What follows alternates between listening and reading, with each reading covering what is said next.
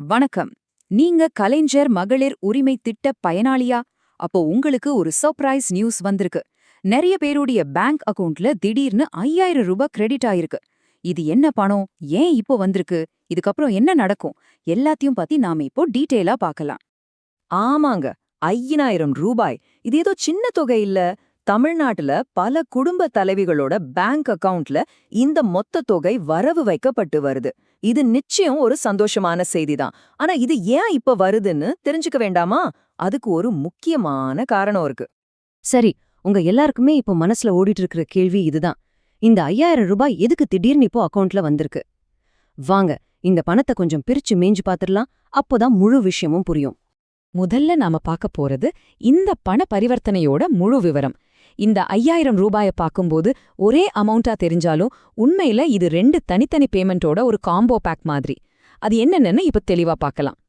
நாம முதல்ல புரிஞ்சுக்க வேண்டிய ஒரு விஷயம் என்னன்னா, இது ஏதோ திடீர்னு வர போனஸோ கிஃப்டோ கிடையாது. இது ரொம்பவும் கரெக்டா பிளான் பண்ணி 2 வேற வேற கணக்கு ஒன்னா சேர்த்து உங்களுக்கு ஒரே பேமெண்ட்டா அனுப்பியிருக்காங்க. இப்போ இந்த டேபிள பாருங்க, உங்களுக்கு ரொம்ப ஈஸியா புரிஞ்சிடும். முதல்ல வர்ற 3 மாசத்துக்கான, அதாவது பிப்ரவரி, மார்ச், ஏப்ரல் மாசத்துக்கான உங்க உரிமை தொகை. மாசம் 1000 ரூபாய் வீதம் 3 மாசத்துக்கும் சேர்த்து 3000 ரூபாய் இத அட்வான்ஸா கொடுத்திருக்காங்க. அடுத்ததா ஒரு கோடைக்கால சிறப்பு தொகுப்புன்னு சொல்லி ஒரு 2000 ரூபாய்.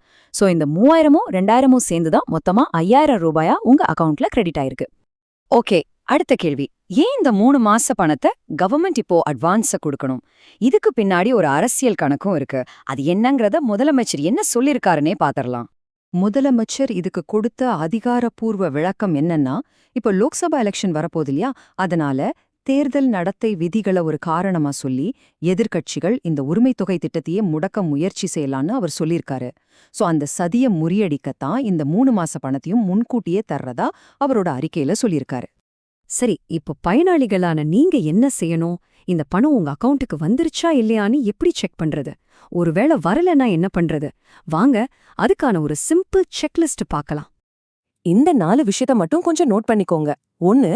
உங்க மொபைலுக்கு பேங்க்ல இருந்து ஏதாவது எஸ்எம்எஸ் வந்திருக்கான்னு பாருங்க. 2. நேரடியா உங்க பேங்க் பேலன்ஸை செக் பண்ணுங்க. 3. தேதியை கவனிங்க. பிப்ரவரி 13ல இருந்து 15க்குள்ள இந்த பணம் கிரெடிட் ஆகும்னு சொல்லியிருக்காங்க. 4வது, ஒருவேளை உங்களுக்கு இன்னும் பணம் வரலன்னா டென்ஷன் ஆகாதீங்க. இந்த ப்ராசஸ் இன்னும் நடந்துட்டு தான் இருக்கு. கூடிய சீக்கிரமே உங்களுக்கும் வந்துடும். கிடைச்ச தகவல் படி சில பேங்க் அக்கவுண்ட்டுகளுக்கு கொஞ்சம் சீக்கிரமாவே பணம் வர ஆரம்பிச்சிருக்கு. குறிப்பா ICICI bank, bank of India இந்த மாதிரி பேங்க்ல அக்கவுண்ட் வச்சிருக்கவங்களுக்கு பணம் வந்ததா நியூஸ் வருது. மத்த பேங்க் பயனாளிகளுக்கும் ஸ்டெப் பை ஸ்டெப்பா பணம் வந்துட்டு இருக்கு. அதனால உங்க அக்கவுண்ட்டை அப்பப்போ செக் பண்ணிக்கோங்க. ஓகே, இப்போ 5000 ரூபாய் வந்தாச்சு. இது வர்ற மாசங்கள்ல இந்த திட்டத்தை எப்படி பாதிக்கும்? இதுக்கப்புறம் ஏதாவது மாற்றங்கள் இருக்குமா? அத பத்தி இப்ப தெரிஞ்சுக்கலாம். இங்க ஒரு ரொம்ப ரொம்ப முக்கியமான விஷயத்தை நீங்க எல்லாரும் கட்டாயம் கவனிக்கணும். இது 3 மாசத்துக்கான அட்வான்ஸ் பேமெண்ட் இல்லையா? அதனால வர்ற மார்ச் மாசமும் ஏப்ரல் மாசமும் உங்களுக்கு அந்த மாதாந்திர 1000 ரூபாய் உரிமை தொகை வராது. ஆனா இதுக்கு பதிலா ஒரு நல்ல செய்தியும் இருக்கு. எலெக்ஷன்லாம் முடிஞ்சதுக்கு அப்புறமா இந்த உரிமை தொகையை மாசம் 2000 ரூபாயா உயர்த்துறது பத்தியும் முதலமைச்சர் ஒரு வாக்குறுதி கொடுத்திருக்கார். சரி, கடைசியா ஒரு முக்கியமான கேள்வியோட இந்த முழு விஷயத்தையும் நம்ம முடிச்சுக்கலாம். இந்த மாதிரி நலத்திட்ட உதவிகளை மாசம் மாசம் பிரிச்சு வாங்கறதுக்கு பதிலா இப்படி ஒரே நேரத்துல ஒரு பெரிய தொகையா வாங்குறது ஒரு குடும்பத்தோட பட்ஜெட்டுக்கு உதவுமா இல்ல சுமையா மாறுமா? மாசம் மாசம் கரெக்டா ஒரு வருமானம் மாதிரி வர்றது பெஸ்டா இல்ல மொத்தமா பணம் கையில இருக்கிறது பெஸ்டா? இத பத்தி நீங்க என்ன நினைக்கிறீங்கன்னு கொஞ்சம் யோசிச்சு பாருங்க.